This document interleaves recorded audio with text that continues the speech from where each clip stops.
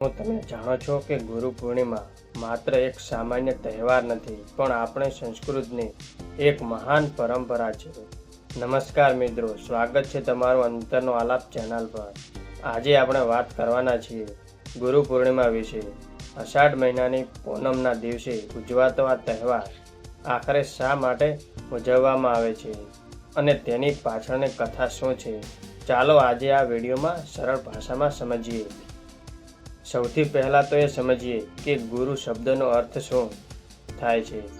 સંસ્કૃતમાં ગુ એટલે અંધકાર અથવા અજ્ઞાનતા અને રૂ એટલે તેને દૂર કરનાર, એટલે કે જે વ્યક્તિ આપણને અજ્ઞાનતાના અંધકારમાંથી બહાર કાઢીને જ્ઞાનના પ્રકાશ તરફ લઈ જાય તે જ સાચા ગુરુ.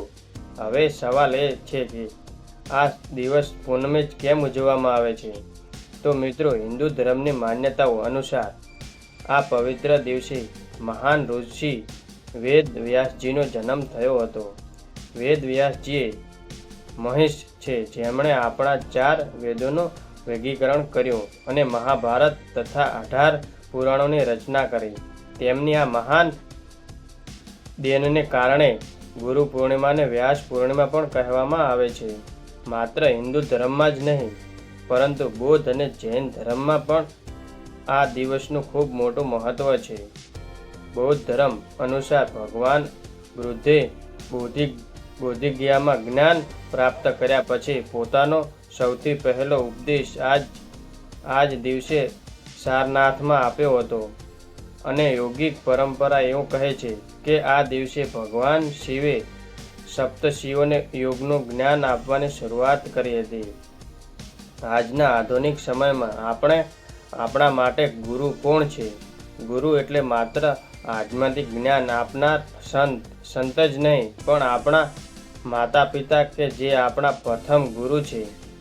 શાળા કોલેજના શિક્ષકો કે પછી જીવનમાં રસ્તો બતાવનાર કોઈ પણ માર્ગદર્શક, એ દરેક વ્યક્તિ આપણા ગુરુ જ છે, જેની પાસેથી આપણે કંઈક સારું શીખવા મળે છે. ગુરુ પૂર્ણિમાનો દિવસ એમના પ્રત્યે આદર અને કૃતજ્ઞતા વ્યક્ત કરવાનો દિવસ છે. એમને એમ અહેસાસ કરાવવાનો દિવસ છે કે તેમના દ્વારા આપેલું જ્ઞાન આપણા જીવનમાં કેટલું મહત્વનું છે. તો મિત્રો, આ ગુરુ પૂર્ણિમાના પવિત્ર અવસરે ચાલો આપણે આપણા જીવનના તમામ ગુરુઓને યાદ કરીએ અને તેમનો દિલથી આભાર માનીએ. તમારા જીવનમાં સૌથી મોટા ગુરુ કોણ છે? મને નીચે કોમેન્ટમાં ચોક્કસથી જણાવો અને હેપી ગુરુ પૂર્ણિમા લખવાનું ભૂલતા નહીં. જો તમને આ વિડીયો ગમ્યો હોય અને કંઈક નવું જાણવા મળ્યું હોય તો વિડીયોને જલ્દીથી લાઈક કરો અને તમારા પરિવાર અને મિત્રો સાથે શેર કરો. અને હા, આવી જ રસપ્રદ અને માહિતીસભર વાતો જાણવા આપણે ચેનલ અંતરનો આલાપને સબસ્ક્રાઈબ જરૂરથી કરજો. મળીએ આવતા વિડીયોમાં કંઈક નવી માહિતી સાથે.